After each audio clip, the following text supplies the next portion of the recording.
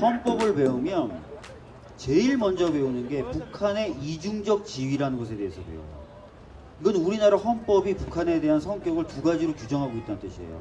하나는 언제든지 싸움을 할 수 있는 적으로 가정하는 겁니다.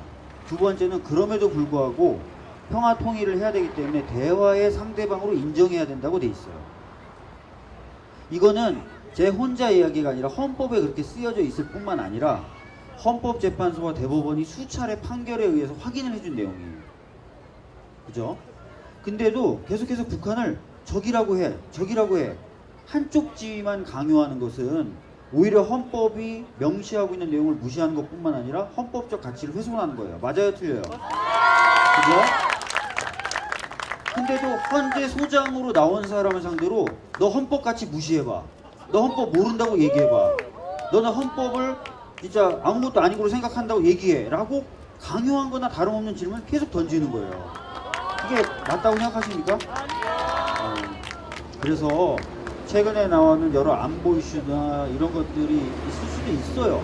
그러나 그렇다 하더라도 우리가 북한을 대화의 상대방으로 인정하는 것까지 포기하면 우리가 헌법 가치를 훼손하는 거고 무시하는 것이다.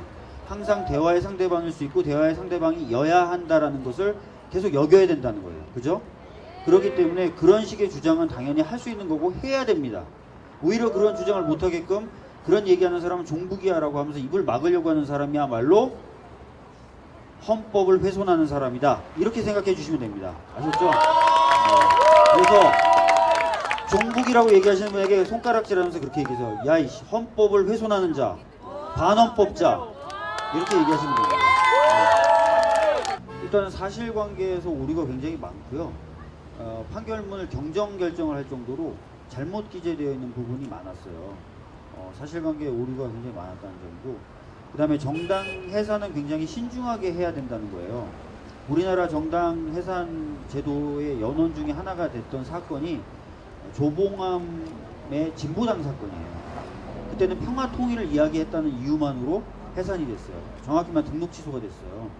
그 반성적 고려로 정당 해산이 쉽지 않도록 만들려고 오히려 정당을 보호하기 위해서 도입된 제도가 정당 해산 제도예요.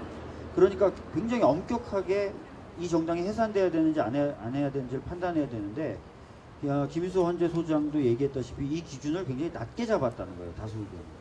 그래서 굉장히 추상적이고 불명확한 이유로 다수 의견이 좀 해산의 결정까지 가는 것 같다. 그런 부분에 있어서는 적용의 어떤 기준 선택에 있어서의 문제점이 있는 것 같다라고 제가 말씀을 드렸던 겁니다. 크게 두 가지죠. 사실관계나 이런 데서 드러나는 겉으로 보이는 수많은 오류들이 좀 있었고, 두 번째는 기준을 선택함에 있어서 굉장히 낮은 기준을 선택함으로써 이 판단하는 과정 자체가 불명확하고 좀 추상적인 부분이 있었다. 그런 부분은 제가 보기에는 좀 문제가 있다라고 봐서 얘기를 했던 겁니다. 아니 저는 11년 차 변호사예요. 제가 나름대로 형성한 저에게 법적 상식이 있고 나름 전문가들하고 저도 자부합니다. 근데 제가 봤을 때 판결문에 특히 법정 의견의 빈 부분이나 또는 오류가 제가 보이거든요. 보이는데 보이지 않는다고 얘기하는 게 오히려 더 양심을 속이는 거고 국회의원으로서의 책무를 못하는 거라고 저는 생각하거든요. 그래서 오늘 이번에 김희수 헌재 소장 청문회 때 제가 보기 이상한 점들만 질문한 거예요. 그리고 마침 소수 의견을 냈던 김희수 헌재 소장 후보자는 바로 제가 생각했던 그런 부족한 부분에 대해서 좀 부족하다, 다수 의견이 좀 어색하다, 부족하다, 이런 취지로 그 결정문을 쓴 거거든요. 소수 의견을 쓴 거거든요. 그래서 그런 측면에서 제가 보기에 이상한 거, 제가 보기에 부족한 거, 이런 부분에 대해서 문제제기를 했던 겁니다. 근데 그렇게 했는데 욕하면 뭐 욕 먹어야지 뭐. 근데 뭐 그렇게 해서 먹는 욕은 별로 두렵지 않은데요. 이게 박수 받아야 되는 건가요? 우리나라는 민주주의 국가죠? 민주주의가 무슨 뜻이죠? 훌륭하십니다. 국민이 주인이기 때문에 정부나 정권을 선거를 통해서 구성하는 데서 멈추는 게 아니죠. 그 이후에도 비판할 수 있고 또는 똑바로 하라고 욕할 수도 있죠. 그리고 또 하나는 우리가 가야 될 세상과 가치에 대해서 생각이 다를 수도 있기 때문에 또 우리가 하고 싶은 얘기를 할 수도 있어야 돼요. 그죠? 그런 것들이 또 토론이 돼야 보다 올바른 방향을 찾을 수 있잖아요.